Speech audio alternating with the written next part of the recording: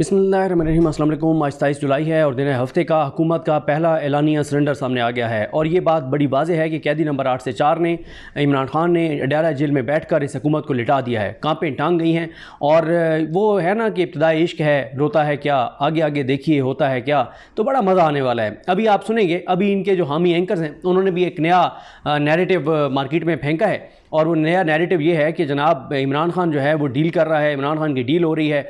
अभी ज़ाहिर अपनी फ्रस्ट्रेशन निकालेंगे और चीज़ों को किसी और तरफ ले जाने की कोशिश करेंगे। देखें, मैं सिर्फ आपके सामने कुछ फैक्ट्स रख देता हूँ। 12 जुलाई को सुप्रीम कोर्ट का फैसला आया और वो गेम चेंजर लम्हा था जब पीटीआई और इमरान खान के हक़ में चीज़ें जो है वो उन्होंने मजबूर कर दिया सबको कि बस अब इससे आगे इमरान खान के साथ छेड़छाड़ नहीं हो सकती।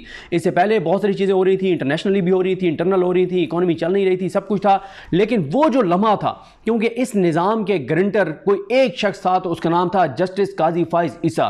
पिछले मतलब जब से वो आए हैं हर चीज़ को उन्होंने मैनेज किया है, हर चीज़ को उन्होंने कंट्रोल किया है, अदालतों को उन्होंने कंट्रोल किया है। नीचे हाई कोर्ट ने अगर कोई ऐसा फैसला दिया तो काजी साहब ने अपने किसी यार के पास केस लगा के और उसमें हाई कोर्ट के हाथ पांव बांध दिए। मसलन जब एक के बाद दूसरी, दूसरी के बाद तीसरी, तीसरी के बाद चौथी, पांचवी, सातवीं, आठवीं गिरफ्तारियां हो रही थी तो एक हाई कोर्ट ने फैसला दिया कि ये नहीं हो सकता, ये गलत हो रहा है। तो काजी फाइसा साहब ने अपने यार सरदार तारिक मसूद के पास केस लगाया और उस सरदार तारिक मसूद ने क्या किया, उसने एक ऐसा फैसला दिया कि हाई कोर्ट के हाथ पांव बांध दिया कि तुम्हें क्या तकलीफ है, करने दो हुकूमत को गिरफ्तार, करने दो इदारों को गिरफ्तार, तुम कौन होते हो रोकने वाले। फिर मिलिट्री कोर्ट वाला आप देख लें, फैसला आया, काजी साहब ने अपने यार सरदार तारिक मसूद की सरबराही में बेंच बनाया और जजमेंट इजाजुल हसन साहब वगैरह की सस्पेंड करवा दी।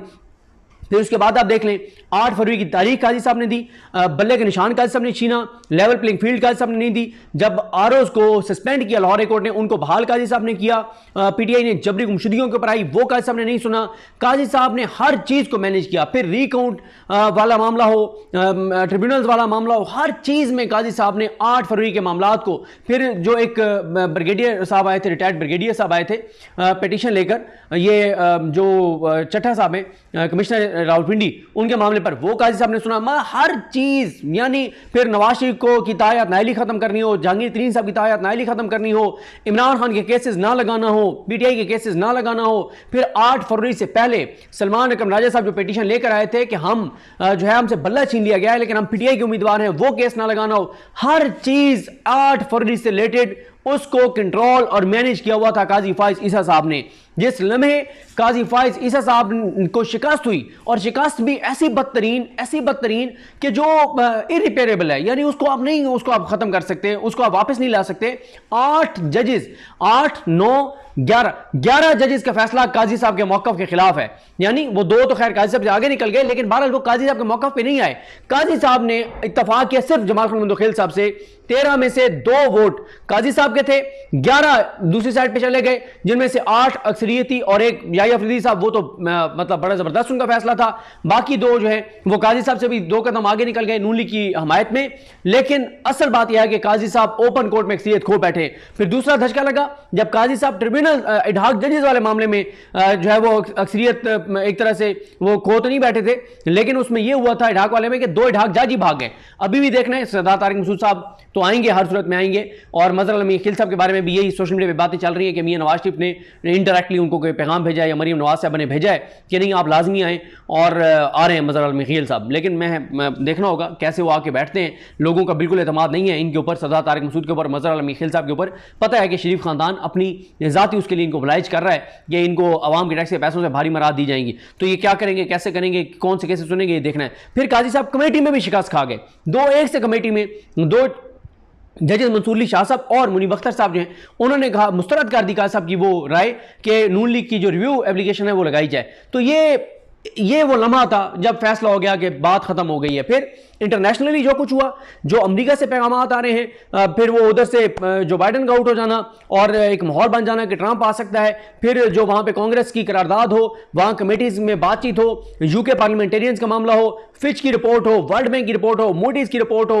वर्ल्ड बैंक की रिपोर्ट हो, IMF की रिपोर्ट हो, जिसमें सब ये कह रहे हैं कि पाकिस्तान के अंदर जो अनसर्टेनिटी है, जो सियासी अदम इस्तेकाम है, उसको इससे मुआशी इस्तेकाम नहीं आ सकता, नहीं आएगा। यहां तक कि इंटरनेशनल जो रिपोर्ट्स हैं वो ये कह रही है कि खुदा ना खास्ता पाकिस्तान के अंदर फसादात शुरू हो सकते हैं, बांग्लादेश, कीनिया और श्रीलंका जैसे हालात हो सकते हैं। ये इंटरनेशनल रिपोर्ट्स लिख रही हैं। और फिर लास्ट वीडियो जो मैंने आपको की, सऊदी अरब ने डेफर पेमेंट पे तेल देने से इनकार कर दिया। तो इससे बड़ी इस हुकूमत की नाकामी क्या है? फिर इनकी क्रेडिबिलिटी का मसला है।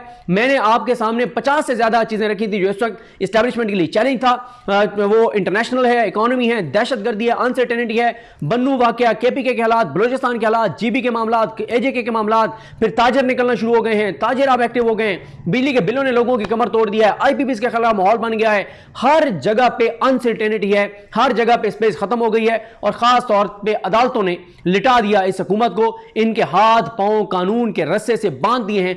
अब ये इंसानी हकूक की पामालियों में वो चीजें नहीं कर सकते जो ये पहले कर रहे थे। मैं आपसे एक बात पूछता हूं, ये जो बड़ी बड़ी गीदड़ भपकी हैं इनकी, मुझे पिछले 12 जुलाई से लेके आज तक बता दें कोई एक अदालत की ऑर्डर जिसको इन्होंने मानने से इनकार किया हो।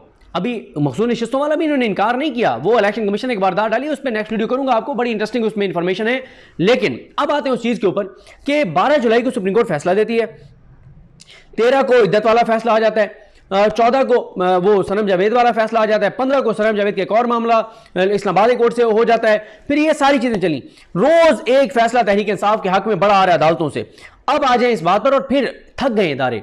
एक हफ्ते में 97 केसेस, 97 केसेस तहरीक इंसाफ की अदालतों में।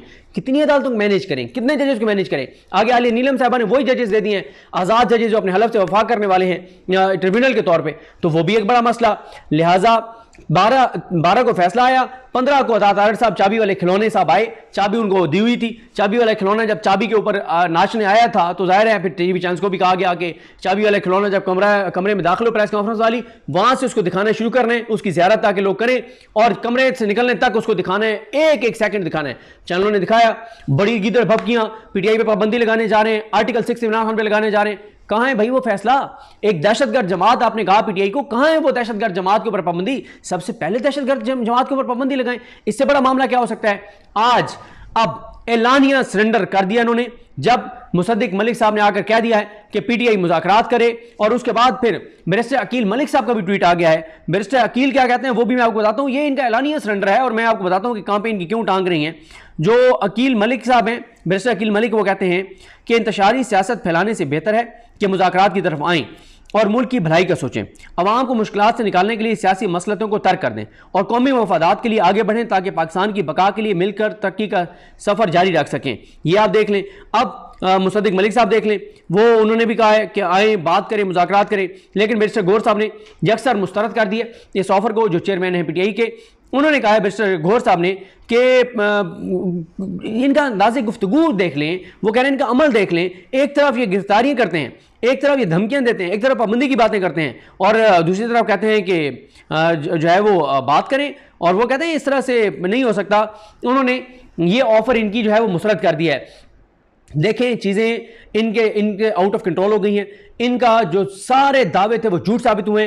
अवाम से इन्होंने झूठ बोला, इदारों से इन्होंने झूठ बोला, दावे इन्होंने झूठे किए, सऊदी अरब से इतनी इन्वेस्टमेंट ले आएंगे, फलाना, वो मियाँ साहब के बड़े करीबी जैसे को बड़े अजीज़ हैं मोहम्मद बिन सलमान, और वो पता नहीं कितने अरब डॉलर दे देंगे, वहाँ से कोई चीज़ नहीं आई। डेफर पेमेंट पर उन्होंने ऑयल देने से इनकार कर दिया है, बिजली के बिल लोगों की कमर तोड़ दी है, इकॉनमी चल नहीं रही, कहीं से कोई पाकिस्तान में सुख का सांस नहीं है, खैर की खबर नहीं है।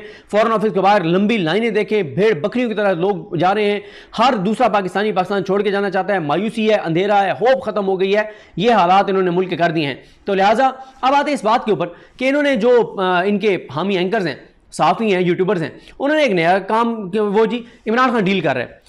पीटीआई वालों को, वैसे पीटीआई वाले 99% तो एंजॉय कर रहे हैं इनको, और वो तो इसको एंजॉय कर रहे हैं। उसकी वजह यह है कि बात यह है कि इमरान खान 14 माह जिस जुल्म जबर फस्तायत का सामना इमरान खान ने किया, पाकिस्तान की तारीख में किस लीडर ने किया है? मैं आपको कहता होता हूं कि आप पाकिस्तान बनने से लेके 2021 तक लिस्ट बनाएं, पाकिस्तान में जितने वज़ीर आज़म गुजरे हैं, सियासी लीडर गुजरे हैं, और फिर आगे उनके ऊपर लिखना है, उनके आगे लिखना शुरू करें कि फातिमा जिन्ना थी, उनके ऊपर ये केसेस बने थे, फलां उनके ऊपर ये केस बने थे, फलां उनके ऊपर ये केसेस बने थे। उन सारों की जब आप लिस्ट बनाएंगे ना कि पाकिस्तान की इमरान खान 2022 तक इमरान खान रहे, 1947 से लेकर 2022 तक आप बनाएं कि इन 20-25 पॉलिटिकल लीडर्स के ऊपर ये केसेस बने, उनकी तादाद बनेगी टोटल को 50-60 कि इस इल्जाम के तहत किसी पे दहशतगर्दी पे, गद्दारी का, कत्ल गारतगरी का, चोरी का, मतलब इस तरह की करप्शन का, ये सारे सब बना लें। फिर अगर किसी एक शख्स के ऊपर वो सारे केसेस बने हैं जो पाकिस्तान की तारीख में जितने पॉलिटिकल लीडर गुजरे हैं उन पे मिला के हुए, तो वो इमरान खान है। अब बात यह है कि ये बात कर रहे हैं जी इमरान खान डील कर रहे हैं, यानी इमरान खान जब वो जंग जीत चुका है, जब अवाम 8 फरवरी को अवाम उसके साथ फैसला सुना चुकी है, जब ओवरसीज पाकिस्तानी उसके साथ खड़े हैं, जब इंटरनेशनल मीडिया रिपोर्ट कर रहा है, जब दुनिया भर से ये आवाज़ें आ रही हैं, जब कांपें टांग गई हैं, जब अदालतें खड़ी हो गई हैं, जब जज हलफ के साथ खड़े हो गए हैं, अवाम की हमायत बढ़ रही है, किसानों की हमायत बढ़ रही है, ताजरों की हमायत बढ़ रही है इमरान खान के साथ, तनख्वाहदार तबके की हमायत बढ़ रही है, आम लोगों की हमायत बढ़ रही है, तो मुझे बताएं कि वो इमरान खान क्यों डील करेगा। लेकिन यहाँ पे बड़ा एक इंपॉर्टेंट नुकता है, वो ये है, ये फैसला इमरान खान ने करना है कि उन्होंने अगर किसी ने उनसे जाके बात की है तो किन चीज़ों के ऊपर इमरान खान उनसे बात कर रहे हैं। जाहिर है इमरान खान जिसने इतनी कुर्बानियाँ दी हैं, मैंने अपनी अदालती रिपोर्टिंग में जो इतने अरसे से मैं कर रहा हूँ, हर कोर्ट में जाते हैं, मुझे 8 साल हो गए रिपोर्टिंग करते हुए, मैंने आज तक नहीं देखा कि किसी खातून के बारे में वो चीज़ें उसकी डिस्कस की गई हों अदालतों में जो इमरान खान की अहलियत से मुताल्लिक़ की गई हैं। उसके बावजूद मतलब उसने इमरान खान ने यह बर्दाश्त किया, जिस तरह से अगवा किया गया, जिस तरह से गिरफ्तारियां हुई, जिस तरह से जुल्म हुआ, उसकी पार्टी को तोड़ा गया, उसके लोगों को उठाया गया, सब कुछ होने के बाद इमरान खान अगर कोई बात कर रहा होगा तो उसे बेहतर पता है कि वो क्या बात कर रहा होगा और किस तरह बात कर रहा होगा, ठीक है। और फिर वो क्यों अब डील करेगा जब वो हर चीज़ जीत चुका है, जब इस वक्त पाकिस्तान का सबसे ताकतवर शख्स जो है वो इमरान खान है। और किस वजह से? अवाम उसके साथ है, 2/3 अक्सरियत उसको मिली है। और आगे तो जो इलेक्शन होने जा रहा है उसमें तो आप देखेंगे कि इमरान खान ने सिर्फ अनाउंस करना है कि मेरे ये उम्मीदवार हैं, उसके बाद वो उम्मीदवार जाके घर में सो जाएं, बाहर चले जाएं, जाके घूमें फिरें, अयाशी करें, जो मर्जी करें। इमरान खान ने जिसका कह देना है कि ये मेरा उम्मीदवार है, अगला इलेक्शन उसी का है, उसको 1 रुपया भी खर्च करने की जरूरत नहीं है। और ये बड़ी चेंजिंग होगी। ये जो आपने 8 फरवरी को जो लोग जीते हैं ना पीटीआई के नाम पे, इनमें से बहुत बड़ी तादाद जो नहीं होगी, क्योंकि वो घरों में बैठे हुए हैं और उस तरह से चीज़ें नहीं हैं। तो बहरहाल ये अब इन एंकर्स को एक टास्क मिला है कि ये बताएं, ये माहौल बनाएं।